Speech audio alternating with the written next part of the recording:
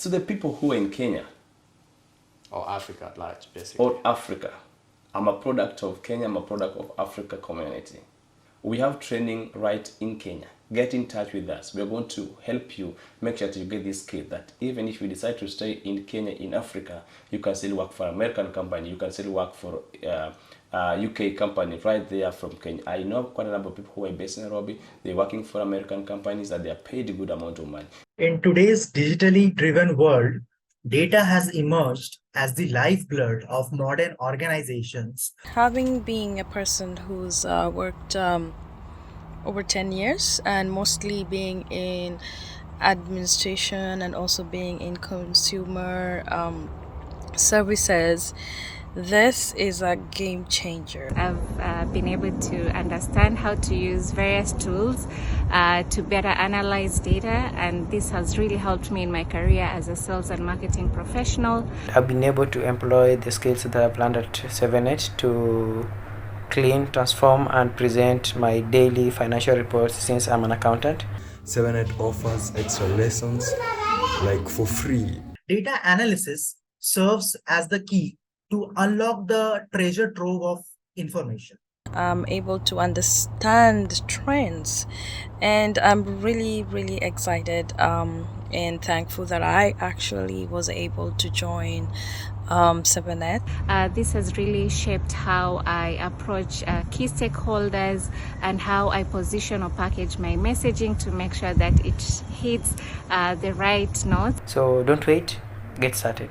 It has scheduled a time that suits every person. My name is Raghvendra Anshu, and I am a data analyst, and I have recently joined Sevenett as a data analyst trainer.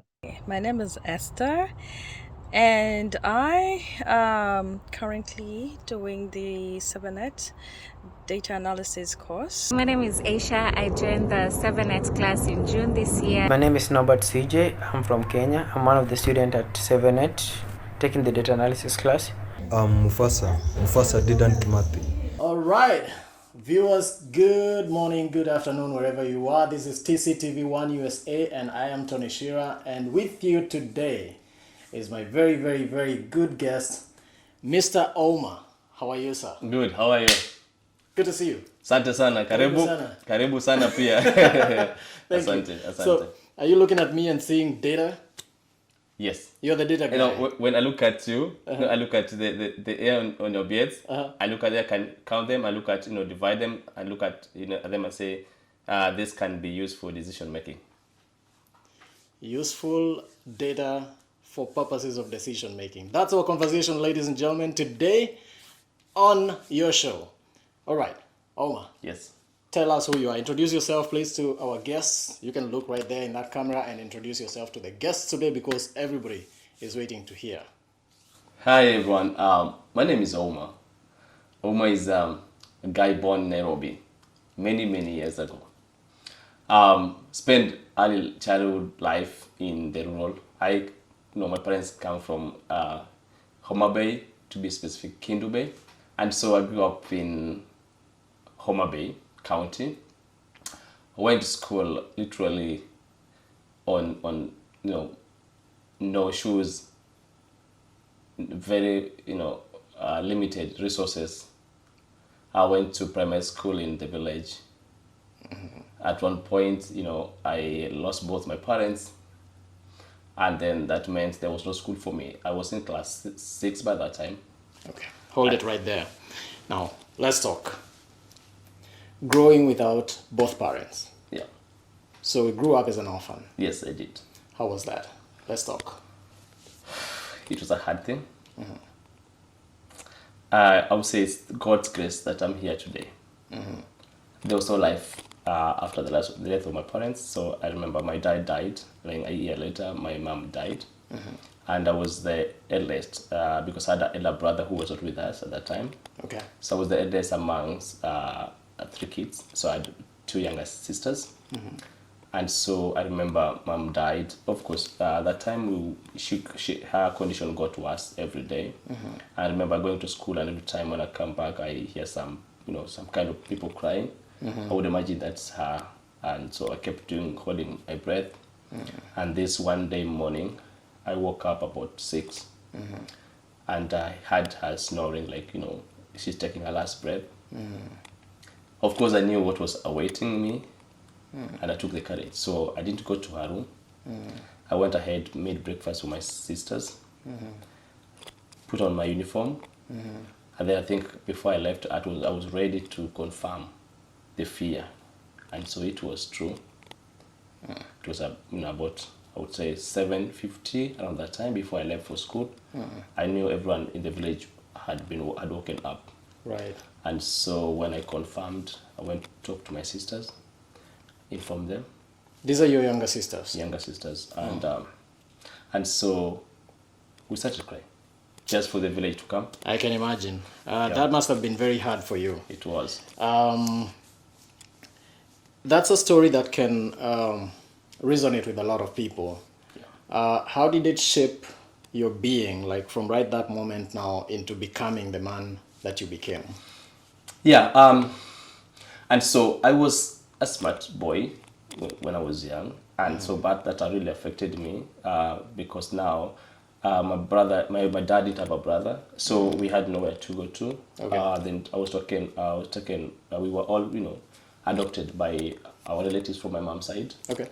And started living with the relatives. Yes. But I was the last one, so my sisters went. Already my elder brother had already been, taken by one of the relatives, and so my sisters went, and then I was the last person. So I was left in the village. So are you saying, okay, so you didn't all go to the same family? No. Like each of you went to someone and the other one to someone? Yeah, I'm telling you, even my sisters, we were never close. It took me years to even see them. We were never close after that. We were not, even today, we are trying just to bring the bond. We are not close as siblings. And so, I was left in the village, and at that time, I was not able to go to school because no one was able to take me. Right.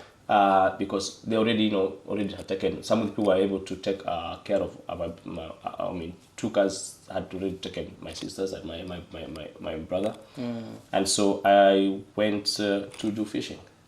Okay. I was not in school, and so I went to another island, somewhere on one of the islands in the Lake Victoria. Okay. And I did fishing for the rest of the year. My mom died in July, so from July till December, I was in class 6, never went to school. Until my grandma from my mom's side met me one day. I had some of this fish that I was carrying from the...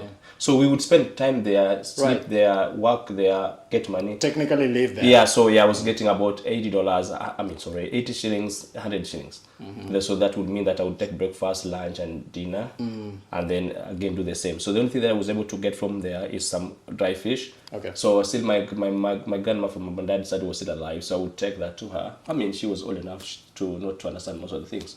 And so yes, so my grandma from my mom's side met me one day. I was wearing some short uniform. So she asked me, what happened? Why am I not in school? Because I was left in the village. She thought I was still with my grandma from my dad's side. And that was a that was a turning point for me. And so she insisted that I have to go to see her and then talk to one of my uncles. Right. And then I was adopted at that time. So I went to class 7. Having not sat for exam class 6. So I went to class 7, and my performance really was bad. Okay. Yeah, I was really doing badly because that time things had changed. I was not in academic anymore. My mind was doing other things. Right. And so to cut the story short, I picked up myself. Just even before that, I was not able to perform. So one of the uncles who took care of me, at that time I was class 7, took me back to my grandma because I was not able to perform. You were not performing. Yeah. I wasn't I would say, I went to school where they had a good standard. So I was performing to the good level. If I was to come to the village, it was still good enough. But because it's a bit like town, okay, I would say a small town there. So that meant that the competition was high. Okay. So I wasn't able to perform. So I was brought back to my grandma, and then my uncle told me that I have to repeat class 7 because I was not able to go to class 8. But looking at my marks against the people in the village and my cousins, I realized I had more marks than them. Okay. And then I was young. Yeah. And then I talked to my grandma from my mom's side now. Right. And then I talked to her and asked her, I can just want to go class 8. I'm not going to do exam, but I just want to go to class 8. And I will be there just to understand what they're doing. So next year when I'm ready to do exam, I will be able to understand. That was a good strategic plan. Yeah. So I talked to her. She was okay with that. But my uncle, who was now meant to help me pay school fee, wasn't okay with that. And then, because I disappointed him. I was taken by my other relative, and then they brought me back. So that was a lot of, disorganization and disappointment here and there. And so that happened, but I was in class 8. And then at that time, I made a decision. I look at my life, look at everyone in the village, look at what I wanted to be. I realized that I need to change. Okay. And so I did exam. It was called elimination test. So that meant that it was giving people chance to go. Those who are going to be eliminated will not be able to sit for KCPE at that time. Right. And so, fortunately, I did exam, and I performed better than most of the people. Okay. And then I was young. I was almost the youngest in terms of size and age, I think. And so this principal, head teacher, called me one day. And I was always in fear because I didn't know my uncle would go to what are you being called for? And then when you go to the back, I got to the back of the village, people are like, these are huge guys, and I would say they were not the best, student because they were not friendly to me. And to almost everyone because, they had those kind of characters that common in the village. Yeah. And so this day evening, the teacher calls me, somebody tells me the head teacher is calling you. I froze. Because I know this was that moment that I'm going to be beaten. Like my uncles already talked to the principal, and all this. There's a problem. Things. I remember that guy calling me. It was about evening, and then it calls me and tells me, Omar, I want you to go and do KCP for us. So he saw the potential. Okay. I cried because that was the last thing I expected in my life at that time. After I was not supposed to go do exam. Yeah. I told him the story. He told me, I already know your story.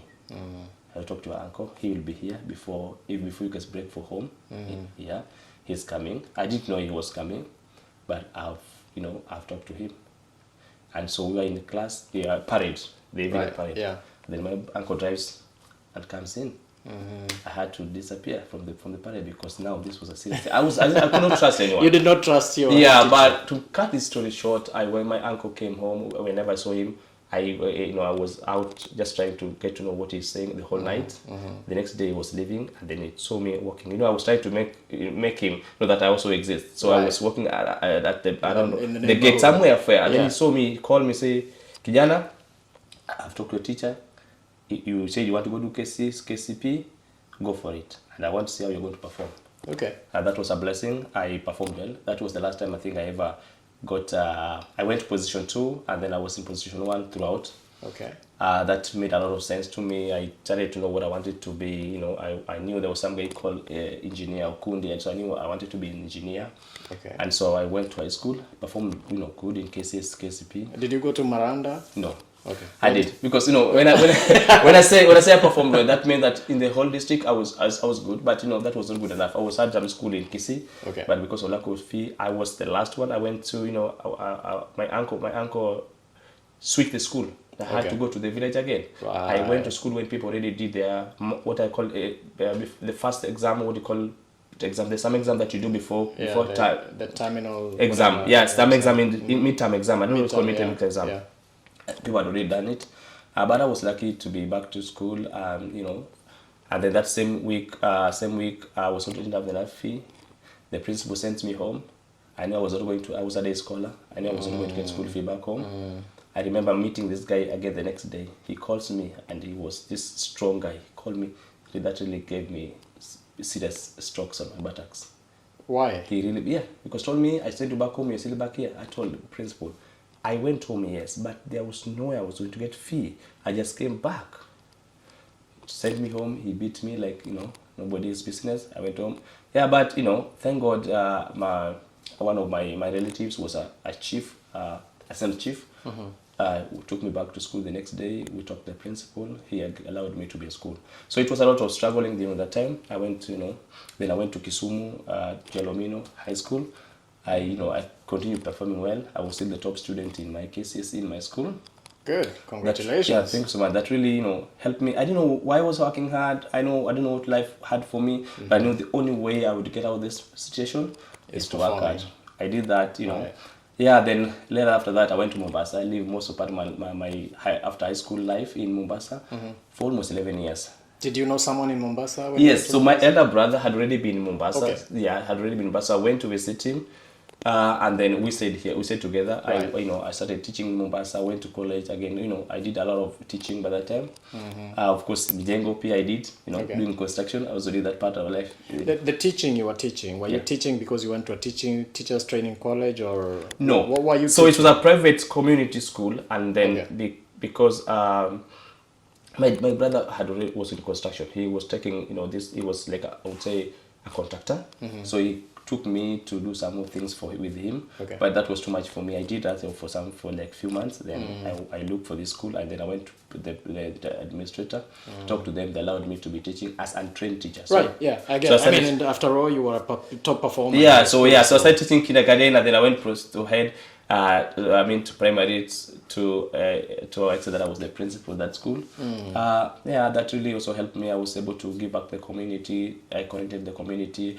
I was thinking like there's somebody, because at community school most of the kids were orphans, so that also helped me a lot to connect with them and appreciate what life has presented for me since I was in that situation, and Right, yeah, I was you able could to easily relate with them. yeah, that helped a lot. So I went to school, and then I was able to go to did my diploma, did my degree, did my masters, and Are you doing your diploma in engineering, degree No. in engineering, master So hats in off. engineering? Yeah, What are you studying? Yeah, so what happened is still funny. So when after high school, most people would just go to what they used to call computer packages. Yes. So yeah, so this Not just computer packages. I'm a little older guy. Yeah. Actually, when I went to study computers, Yes. there weren't a lot of computers. Yes. So I studied something that was called Computer Awareness and Appreciation. Okay. And That I was got a a long time. certificate for that. Yeah, okay. You guys were lucky. You guys, like, you finish high school, you're able to go to high school computer. That was a trend. But for me, because it was not, there was no possibility. So it took me, I would say, 3 years before I went to school. Wow. So what happened? Because I had to do some kind of fundraiser, which gave me 7,000 from my friends. That was a lot of money, and so I was able to go to school. But I got a chance to be in what they call as Technical University of Kenya, Nairobi. Okay. So I went there, and it was on computer. So I didn't understand what it is. Right. I thought it was same like what people did. Right. Because the people didn't know much about it. Yeah. So people ask you going to a college to study computers when everyone does computer around here. And so yes, I went there. I did programming. I was stay there for 2 years. I was able to graduate, and then I went back after 2 years I taught in high school. I taught in high school and a bit of college in Mombasa again, and then I went to do my degree in business information technology, BBIT. I finished. I went for my master's in strategic management. Finished and enrolled in 2015. I enrolled for my PhD in information systems. Right. And then so I did that. I did my research work on cloud computing. That was my PhD thesis dissertation. So I developed some framework that was able to help reduce some of the security concerns in the cloud computing.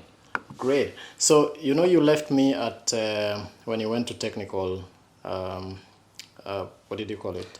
Technical University of Kenya. Yeah. TUK. That's where you left me, because after my Computer Awareness and Appreciation course, I went to Universal College. Okay. To do professional computing and data processing. Really? Nice. Yes. Oh, nice. So from that's also in Nairobi, right? Yeah, from ICM. Okay. So, okay. Nice. did that, but I did develop a small little program. Oh, which language were you using? DBase 3. Oh, okay. DBase Plus. Okay. Yeah, I did from Pascal, COBOL, Fortran, C++, Visual Basic. So those are kind of programs that I used to. Yeah, so some of those came later. I mean, all these things, most of them were just coming at that time. Yeah. And I kind of felt like I lost my drift on it. Okay. So anyway, I didn't. I did up to an advanced diploma. Okay, nice. When they brought in DBase 4, which was the latest at that time. Yes. I did a little bit of it, but I didn't proceed. How come you're in media? Long story. This is your interview. Okay. Yeah. We'll do mine. Yeah, okay. So you've done all of this and now you ended up in data analysis. What is data analysis? Nice. And so, you know, when in IT is white. You will Very want to be a wide. software engineer. Some went to networking. Some would want to go cloud way, right? And so I was looking for what is it that is important to me, close to my heart, that will help me exercise my experience to be able to help the community. Right. And so I started off as a system analyst, and I saw the need of using business intelligence to make a decision. And so I look at what is it that I would add to what I already know. And then I started learning something on Power BI, which is a tool for visualization and business intelligence. Okay. I didn't stop there. They used Tableau, another tool that you used for visualization, business intelligence. And then SQL or SQL, which is something that I had learned while back in college, was key tool. Yeah. And then I got interested into learning this thing. I learned them. And then in 2021, I thought about registering a company. And there was a similar company that already registered in Kenya that I ran for since 2015. Okay. It was a company that dealt with mostly research and technology.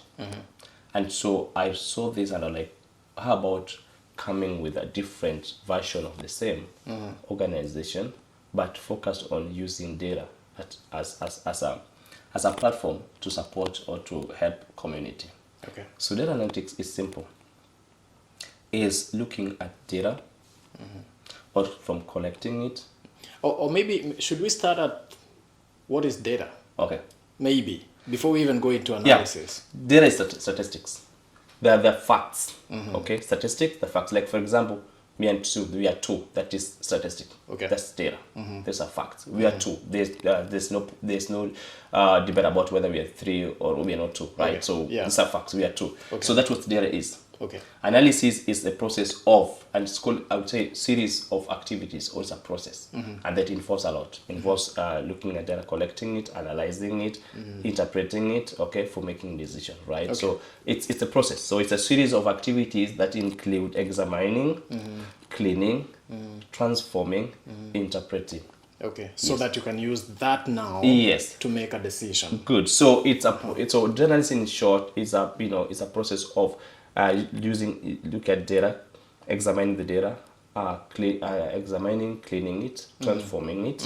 Okay, and of course, creating visuals, interpreting it, and the end goal is to make a decision.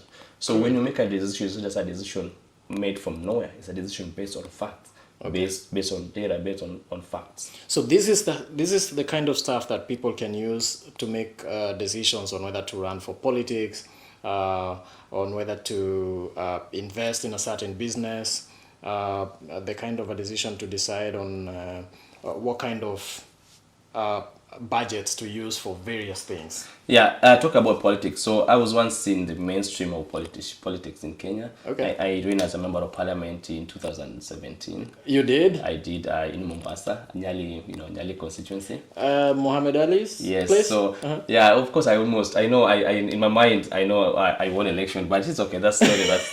That's another story. Yeah. Okay. He knows because he remember before even initial times he would sit down, he would look for me, he would sit down, have a coffee, and told me, man, you are strong. You're strong on the ground. Okay. But that how some would tell about you're strong on that is you facts and data, right? Right. So for me, like I would say, I would take the map of Nyali constituency, look at the population, look at the composition of the population. I would tell that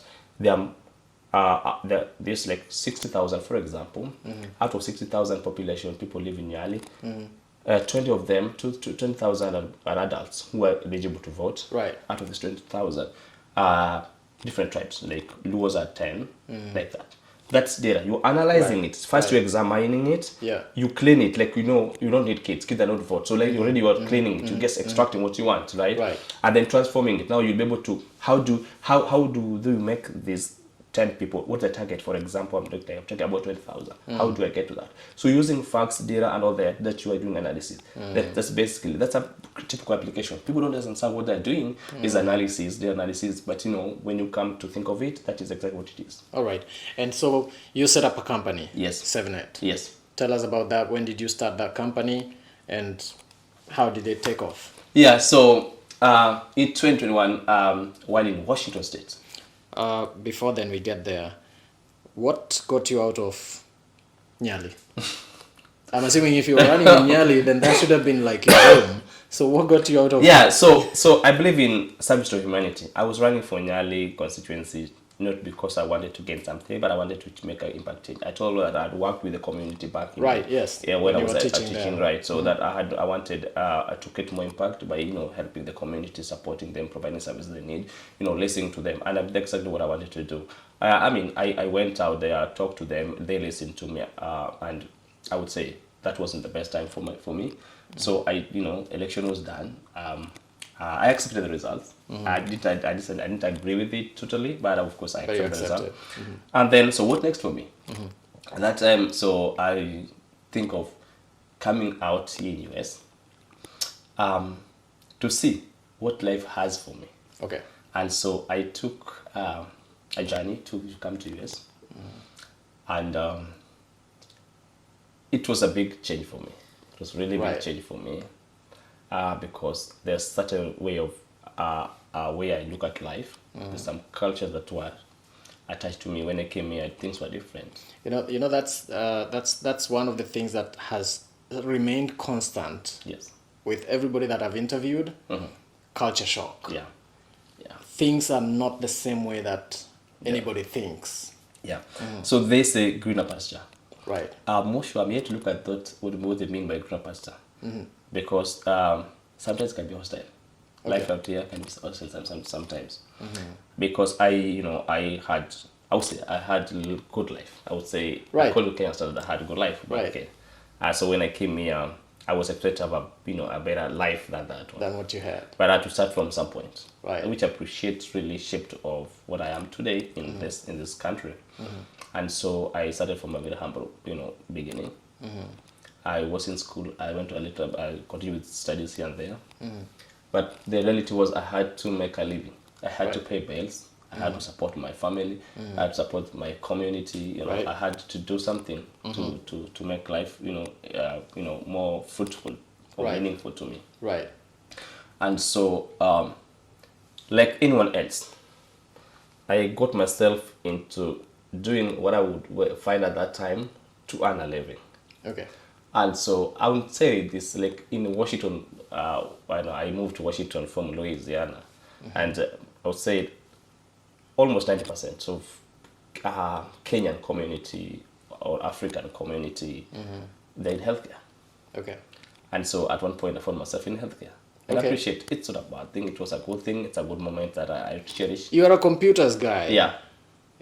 And now you're in healthcare. Yeah. But not doing computers in healthcare. No, yeah. So what happens? I was in look at the books. Right. I would look at the books. So I would look at the books of medical records. Yeah, I know what you mean. But I would say at one point I would do the exact thing that people do in the healthcare. At one point. Right. So yes, I did it, but I got out of it as soon as I was able to. So I got there, researched the company, tried to put things together. COVID happened, and things were not as good as they were. Before you, I want you to take us through the process of at what point did you decide I'm exiting this?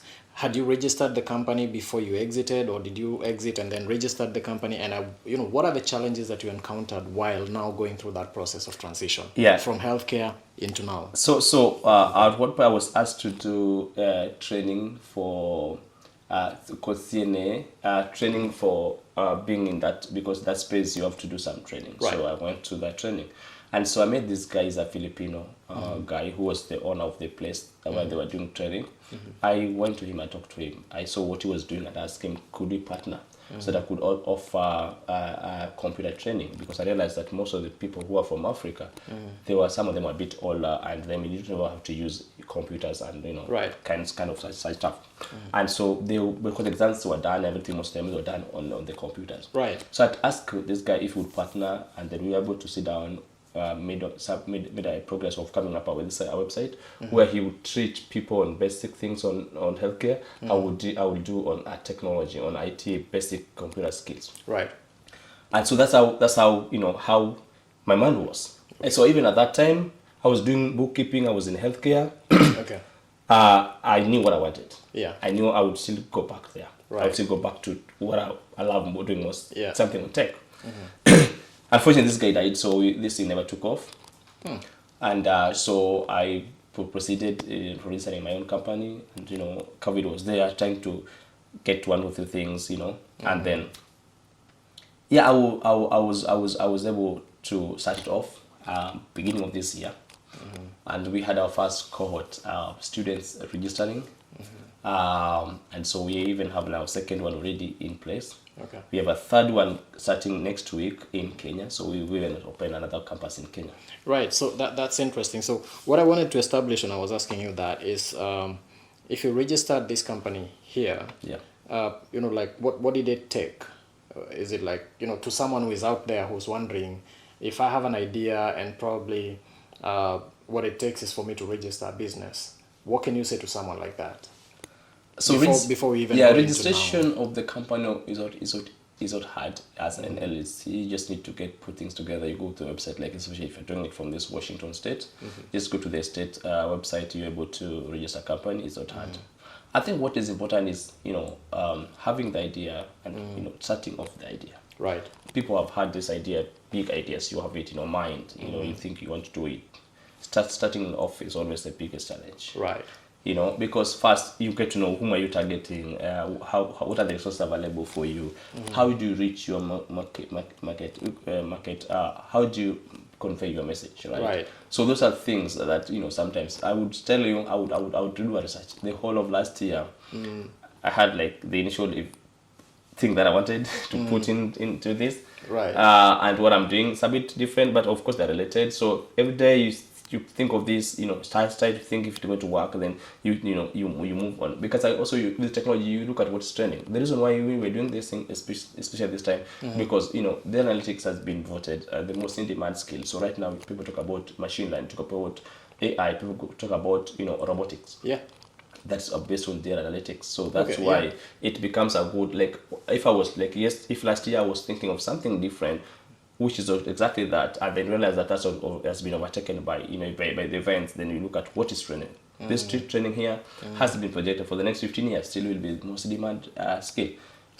So in one line, what would you say your company offers? You've said you had your first cohort, the second, the third, and now you opened a Kenyan chapter. Yep. What does your training offer? Yeah, nice. So I would say our name is Sevenet, data analytics firm. We offer data analysis or analytics solution at 2 individuals, 2 organizations, and we have about 3 products. Okay. So our mainstream is training people. We wanted first, my mind was to help organization use data to leverage on data analysis or analytics for decision making. Okay, that was like the main thing. But realize, how would you try to help them if they themselves, the company, does not have the enough skill to be able to support this process? Right. And so we went back to training them. Okay. So now we offer training, and in this interview I will be able to explain to you about our training. Let me first just break it down to what we do. Right. So we do training as the main thing, offering data analytics training for 5 months for the first stage or a level, and the second level we do another 3 months. Okay. Yeah. And so that's our training. So the training runs for 5 months. So when I talk about cohort, we talk about the first one, which was started and for the 5 months. They're about to graduate. We have in the next one or so months they're going to graduate. The second one started in August. this month, early this month, and we were training them. And so the Kenya chapter is also another one that started in Kenya because of the demand. People from Kenya were in the first cohort, some of them at the second cohort, and then realized that because of time differences and all that, we decided, what about starting a new campus for them in Kenya so that they could train in Kenya. Okay, so is this course offered online, or how do people in Kenya get to learn? Yeah, the reason why, because even if you go out to work as data analyst, most of the jobs you're going to do online, right? You work from home. So our training are done virtually. It's different from online. Online is when now you read things online, right? Virtual means that we have instructor-led virtual training. So somebody has to be in the class for them. They may not be with you, because simply what I mean is here, we have here, even in the States, there are people from different time zones. Right. Texas, we have students from North Carolina, Massachusetts, we have someone from Canada. So even they're placed different places. So the only option that's best is in this training is that we do it virtually, but the structured virtual training. So I was talking about other products. So we have that training as one of the products. Second one, we have an application. This application, because like everyone else, it's based on what the experience I had. So when I was going for this training, when I was going to meet this guy for the first time, I wasn't much used to using GPS when I was in Kenya. So this guy, this day, I think I lost track of direction. So I was using my GPS. I got lost. The phone was going off. My accent was really bad according to the American standard. I was not able to communicate well with them, but they were not able to understand me. And so I didn't know at that time what to do. It was freezing, cold, rainy day. And so it was hard for me. And then I thought about that experience. And then this idea of coming an application, a platform that will help immigrants like me. This training, these programs are meant for African immigrants. And that should be very clear. As at now, I think we have over 2.1 African, sub-Saharan African immigrants in US. Out of this, Kenya has about 400, 500 population in US. And that means and by the way, statistics is very clear that over 50% of African Americans or African immigrants who come here have at least a diploma training. Right. Okay?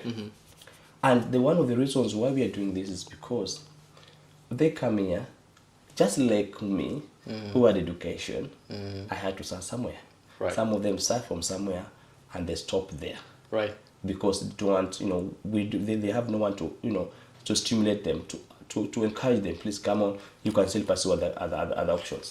Because you had an interest, coming here doesn't mean that you lose your interest. Yes. But whatever it is that you get into, don't get stuck there. Yes. They lack someone who tells them you can still pursue your dreams. True. Yeah, so going back to other products, so that's an application that will be able to help immigrants here to navigate within this new environment. It will provide financial services. So you want to know who are these, like if you're looking for mortgage, if you're looking for any financial services, you're able to use the same app or platform to be able to find who is next to you, which kind of service they offer.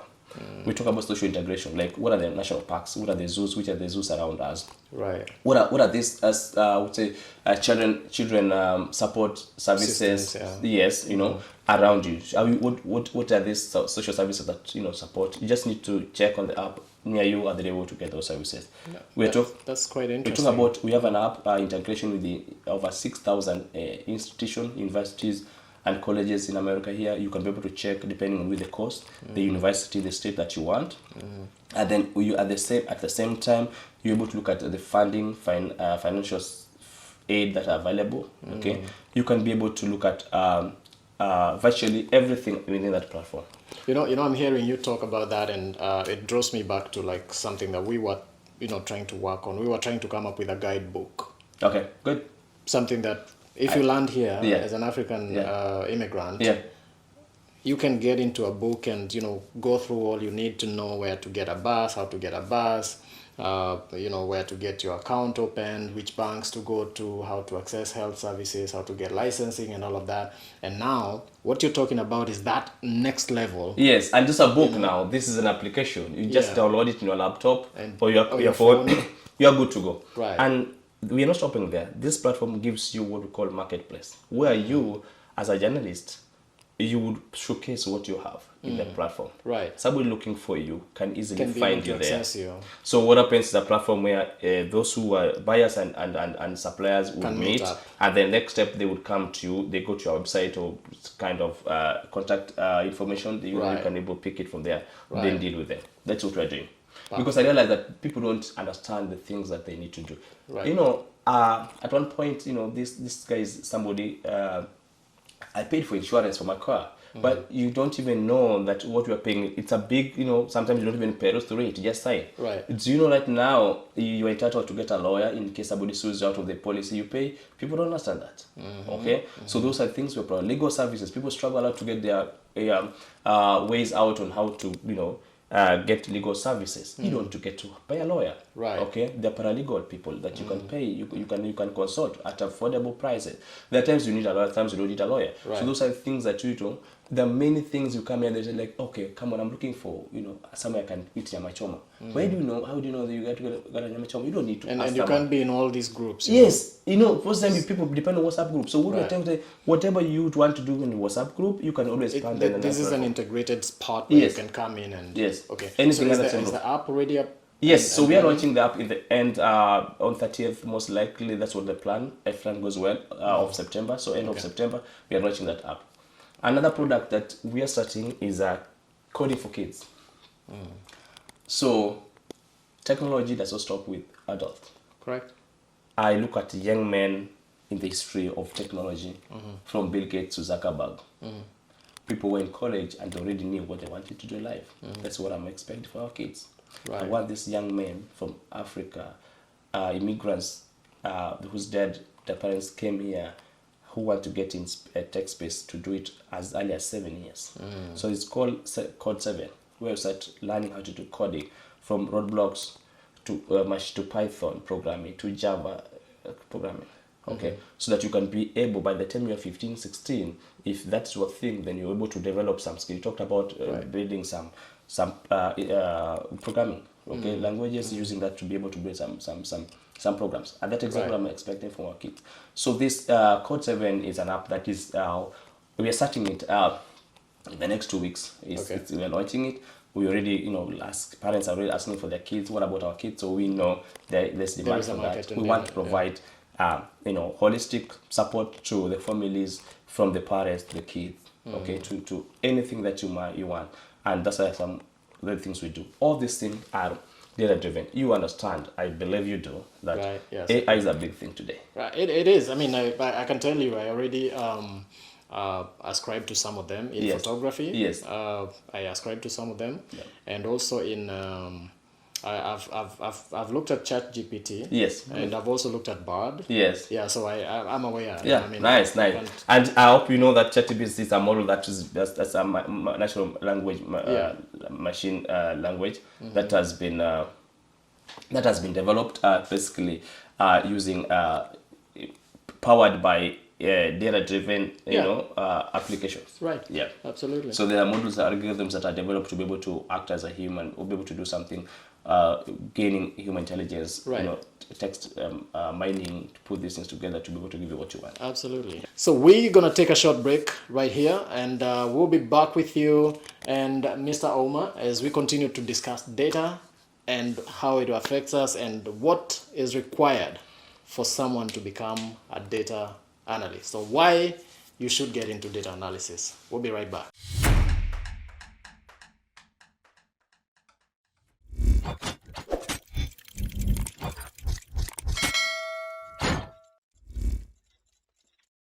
Welcome back to TCTV One USA.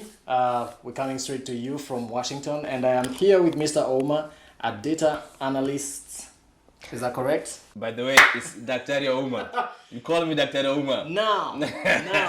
I was waiting for that to come through because when we began, he just said Mr. Omar. Yeah. But when we were discussing, he said he did his degree, he did his master's, he did his PhD. Dr. Omar. Kamisa bana. All right, that's the right thing. So, Dr. Omar, what are the skills and qualifications that are required for someone to get into data analysis? Yeah. So in our class, we have somebody who just cleared high school last year. We have someone who is already doing his second PhD. So for me, as long as you have high school education, you are good to go, because you may pursue this as a career from high school. Right. You may use this to complement what you're doing. For example, if you are studying something on marketing, you can study data analytics to basically become a marketing analyst. Okay. So high school education is good enough, and but that doesn't mean if you have a PhD you cannot study this. So yeah, from high school to PhD, you're free. You can join this training. Okay. So this is a training that is good for everybody. Yes. Okay. So, and what are the common challenges that data analysis practitioners face in their trade? Good. It's a good question. So one is the quality of data, because if you don't look at, you don't find a good quality of data, then it means that whatever you're going to do is not going to be good enough. What does quality of data mean? So, for example, is it accurate? Okay, because at times, especially looking at some data online. I just meant to talk about statistics. Okay, that are online. You have to verify. Okay, validate. Is it accurate data that you're using? So quality talks about accuracy. Is it timely? Because talk about something like that happened 10 years ago. It's not. A lot of things have changed. If I talk about right now, Kenyans or Africans, immigrants are coming in. So what even statistics that I'm talking about may not be as accurate as that now. Okay. Correct. So that's what I mean by the quality. So quality of data that sometimes is a problem. And then skills. The gap, like I mentioned, this is a skill that is most in demand. But the bridge between you and the job is because there's a gap. So you have to have the skill. Once you got the skill, so people don't get the skill. People study this training, they go for this training, but they don't master the skill. So the skill and continuous learning. People talk about, is AI coming to take over your job? I always tell people, it will not. Somebody will, if you stop to learn. So you have to continuously go to school and learn.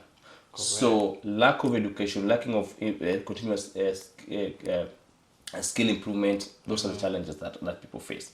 Of course, there are many other things people that they face, including some barriers, like cultural barriers. But that's common across the board. But those are a few of the things that I would say data analysts face in their daily life. Right. Okay. And how can data analysis ensure accuracy, or how can data analysts ensure accuracy? Now that you've talked about the quality of data and it's a challenge. So just talked about earlier in the interview that analysis involves a series of activities, including examining, cleaning, transforming. Now, as an analyst, you first have to examine, assess this data. Okay, is it what you're looking for? And then cleaning. Cleaning involves a lot.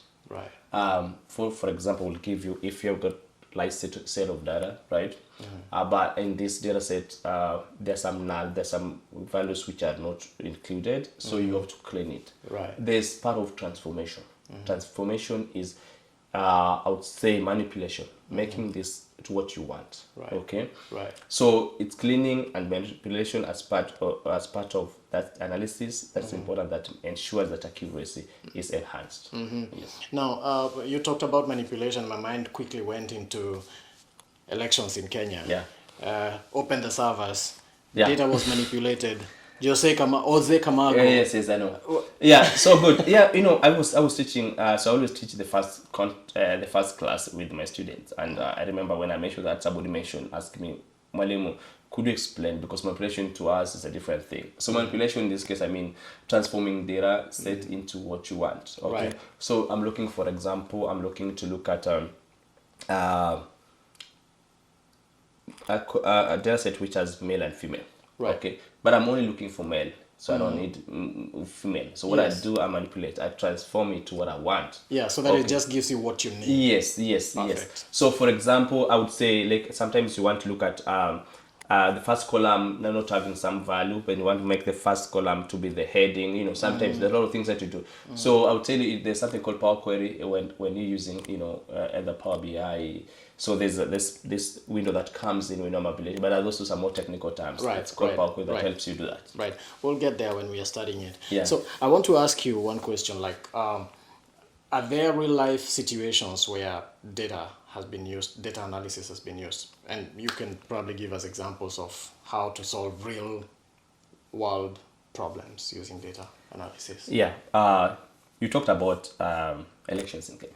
Yes. And I'd mentioned too about elections in Kenya. And then I'm saying that I accepted the result. I'm not here to talk about it, but anyway. But you did not. Yeah, but yeah, because the statistics were very clear. We were winning. So those are really right. It's clear. Numbers don't lie. Right. Okay, numbers don't lie. So that's a real life application. Now, I will tell you today, I'm wearing a shirt or a T-shirt because I was able to look at data and be able to make a decision that it is good enough to wear this. It's going to be warm. So that's application. We apply these things in everyday life. Okay. So I'll tell you, if you are, for example, you are coming here and I was able to use GPS. What does GPS do? It's collect information, data out there and make a decision. This is the best route to use to come to a place. If there's traffic, it tell you something has happened. How does it do that? Okay. How do I know, for example, I went to a restaurant near me. I was able to go that, I was able to do that. So there's something called spatial data analysis. It's one of the type of analysis that helps you geographic, gives you geographic information. And then you're able to look at the zone, the location, and be able to give you that. So that's we apply this every day in life. Okay. Every day in life. I mean, we're using smartphone, smartwatch, right? Yeah. How does it know? It tells you that top, it's something that happened. Our smartphones, they all are based on data. So this application, daily application of data in our lives. Yeah, I mean, sometimes, we just see things and we don't think about them, but there's some brain work that is going on in it. Yes. And understanding that is also something that I think is beneficial because we can be able to now relate with it and use it to now make even things easier for ourselves. All right. Okay. Moving on. The next question that I want to ask is, what are the trends in data analysis? Good. Yeah. So I would say the most trending thing is AI. Yeah. So like I said, our training are divided into two. The first part is doing data analysis, and then you move to become a data scientist, right? So here we talk about programming languages, Python and R as programming languages that you're learning. And then we talk about big data analytics, number one training, machine learning, number one training, AI, number one training. So what's AI? Everything people talk about AI today. Yeah. People talk about ChatGPT, people talk about such things. So that's where the world is heading. Okay. People are moving towards AI. Right. AI is powered by data analytics. Right. So those are the things that I would say trending. Okay. But I would say that doesn't mean that other things are trending. So like for example, using Excel. Excel, has been a tool for a very long time. It's still trending because there's things you can do with Excel. Yeah. So yes, I would say anything about data analytics, it's still trending. And that's why the next 15 years you expect it's still trending. Right. I would say cybersecurity would be second after data analysis, but everything that's trending today is about data analytics. Right. Yeah. Right. Because decisions are made based on that. Yes. And for the companies today, they rely about on data. Big data. Big data is a big thing in all the companies. Today, you make a call, you send something, you browse, you want to buy something online. Next thing, there are emails coming here and there. These are, but how do they do that? They're able to look at your behavior online. So data is everything today. Right. Yeah. And data mining. Yes. And now WorldCoin. Yes. Yeah. I would like to hear your comment about that. Yeah. I saw some clip in Kenya where people would, use their eyes to sell that. Yeah. It's just funny, yeah. But how do they do this? They're able to use data to be able to get something about you, okay? To be able to get some facts about you. Everything today, they want to collect something about you. Like, even in COVID, people argued that, the black people don't get that thing. They wanted to know why, okay? Yeah. There's something about you, like what makes you different from other people, okay? What's that unique about you?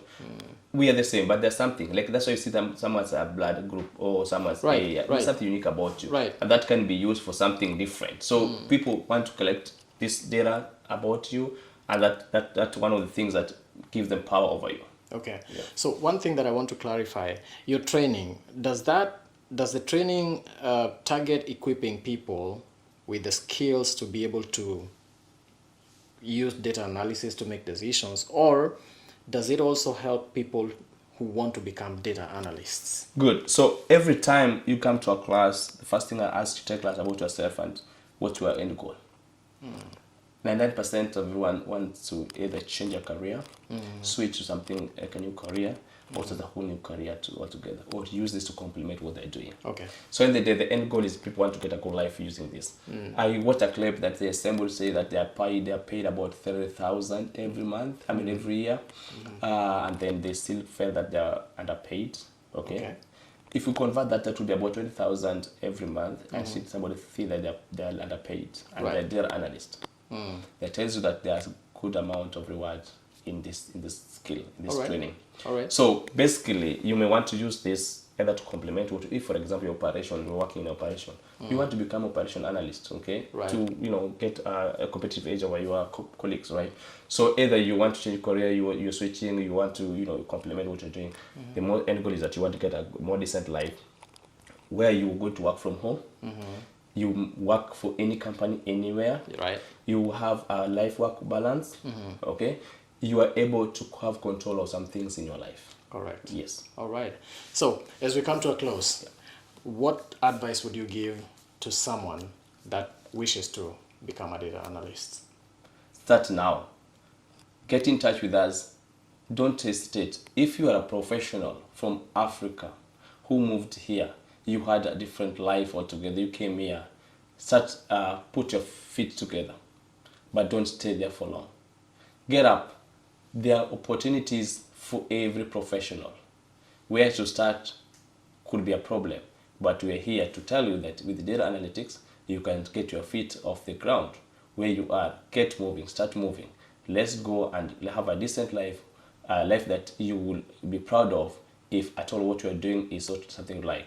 But again, if what you're doing is you like it, use this skill to be able to improve on what you're doing, even to a better level.